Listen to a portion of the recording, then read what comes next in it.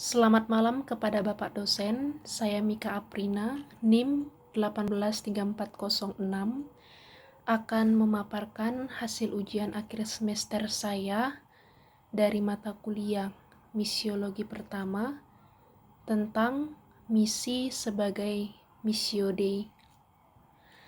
Yang pertama, misiologi adalah suatu hal yang baru di mana dalam melaksanakan suatu perutusan dalam gereja di tengah-tengah masyarakat. Dan perlu kita ketahui bahwa misi sangat mempunyai relasi dengan teologi, yang dalam artian tidak ada teologi tanpa misi, karena melalui misi Allah lah yang bekerja dengan sungguh luar biasa untuk memberikan suatu pelayanannya kepada seluruh umat manusia yang ada di dunia ini. Gereja yang diutus Allah adalah gereja yang dikatakan salah satu pusat misi, di mana Allah yang telah mempercayakan seluruh umatnya untuk memberitakan firman ke tengah-tengah dunia. Dan gereja dalam konteks misi merupakan suatu milik Allah atau kepunyaan Allah yang telah ditempatkan di dunia untuk menyatakan suatu karya Allah yang besar, yang sesungguhnya, yaitu bagaimana Allah yang sudah menetapkan atau Allah yang sudah melakukan segala pekerjaannya di tengah-tengah umatnya tersebut. Misi dalam hal ini dibagi ke dalam beberapa periode. Yang pertama, misi pada masa gereja awal, di mana periode ini diawali dengan berlangsungnya berbagai kisah atau cerita tentang karya apostolat para rasul. Dan pada periode inilah dituliskan oleh gereja yang menjadi suatu pusat kegiatan misioner, yaitu Yerusalem dan gereja. Dan kemudian jika Allah telah berhenti melakukan misi, maka misi tersebut tidak akan bisa dilakukan oleh orang-orang. Tetapi kita dapat melihat bahwa Allah tidak akan pernah berhenti melakukan misinya, misi di tengah-tengah dunia ini, karena Allah akan terus-menerus melakukan suatu tindakannya dan mempercayakan semua hal itu kepada umat ciptaannya. Dan gereja tugas utamanya adalah melakukan suatu misi Allah ke tengah-tengah dunia, dan salah satunya gereja lah yang dipakai Allah untuk menyampaikan kabar-kabar baik dan menyelamatkan orang-orang yang sudah tersesat, bahkan orang-orang yang sudah tertindas, dan juga orang-orang yang sudah teraniaya. Dan misi juga selalu diarahkan kepada seluruh bangsa atau orang-orang yang sudah terabaikan, yang bahkan sudah jauh dari Tuhan. Dan dari situlah tugas seluruh umat untuk saling menopang dan saling membawa kembali sesamanya untuk tetap selalu bersandar dan melangkah di jalan Tuhan. Kemudian di dalam pembahasan saya membahas misiolog itu adalah orang yang telah berbicara dengan Allah, di mana dalam artian seseorang yang telah mengenal Allah,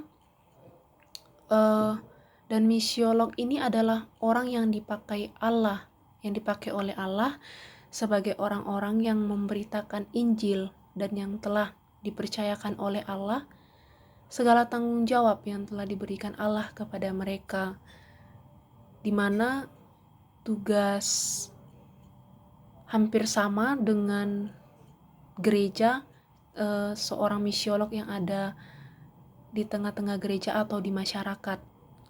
Jika kita melihat dari konteks misiologi dan teologi, bahwa adanya suatu kontekstualisasi yang mempunyai relasi dengan indigenisasi, di mana maksud dari indigenisasi adalah bagaimana cara menanggapi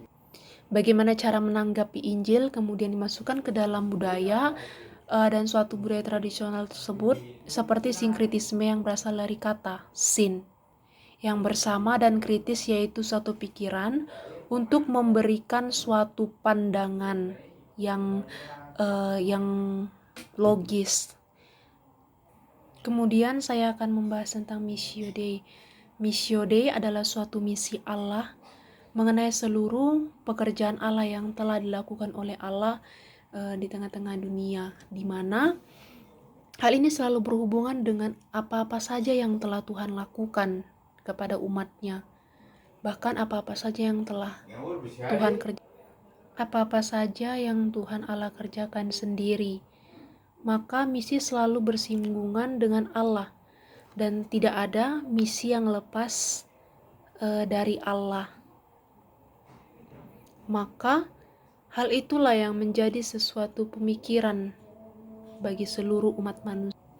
Kemudian perlu kita ketahui bahwa misi Allah yang sesungguhnya itu yaitu bagaimana semua ciptaan Allah pada waktunya akan berhenti dan masuk pada suatu perhentian dan bersama-sama dengan Dia dalam suatu kekekalan yang kudus. Oleh karena itu, Tuhan Allah yang membawa semua ciptaannya sampai kepada kekekalan, yaitu manusia sendiri yang menjadi mahkota ciptaan dan berhenti pada hari yang telah dikuduskan tersebut.